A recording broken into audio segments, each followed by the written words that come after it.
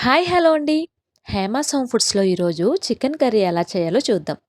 Chicken కర్రీని ఎంత సింపుల్‌గా చేసినా టేస్ట్ మాత్రం అదిరిపోతుంది. దానికోసం ముందుగా స్టవ్ వెలిగించుకొని కళాయి పెట్టుకొని 2, 3 స్పూన్ల వరకు ఆయిల్ వేయండి. ఆయిల్ హీట్ అయ్యాక కరివేపాకు, అలాగే ఉల్లిపాయ, పచ్చిమిర్చి వేసి వీటిని వేయించుకోండి. ఉల్లిపాయ, పచ్చిమిర్చి వేగిన తర్వాత దీనిలో చికెన్ వేయండి. నేను ఒక హాఫ్ కిలో చికెన్ తీసుకున్నాను.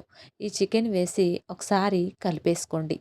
కలిపిన తర్వాత దీనిలో అర టీ స్పూన్ పసుపు వేసి ఇంకొకసారి కలుపుకోండి. తర్వాత దీనిలో మీ రుచికి సరిపడినంత సాల్ట్ కూడా వేసి ఇంకొకసారి కలిపేయండి. కలిపేసిన తర్వాత దీనిలో మసాలా పేస్ట్ కోసం అల్లం, వెల్లుల్లి, చెక్క, లవంగాలు, ధనియాలు వేసుకొని ఒక ముద్దలా చేసుకొని ఈ మసాలా ముద్దని చికెన్లో వేసి కలపండి. ఈ చికెన్లో మసాలా అంతా బాగా మగ్గనివ్వండి. ఇలా మగ్గిన తర్వాత దీనిలో 2 స్పూన్లు కారం వేయండి. కారం వేసి ఒకసారి కలుపుకోండి. కలుపుకున్న తర్వాత దీన్ని కూడా ఒక 5 నిమిషాల పాటు మగ్గనివ్వండి. మగ్గాక కొంచెం కొత్తిమీర వేసి కలుపుకోండి. తర్వాత ఒక అర గ్లాసు నీళ్లు పోసుకొని ఈ చికెన్ని కొంచెం దగ్గరగా ఉడకనివ్వండి. అంతేనండి. టేస్టీగా, యమ్మీగా చికెన్ కర్రీ ప్రిపేర్ అయిపోయింది.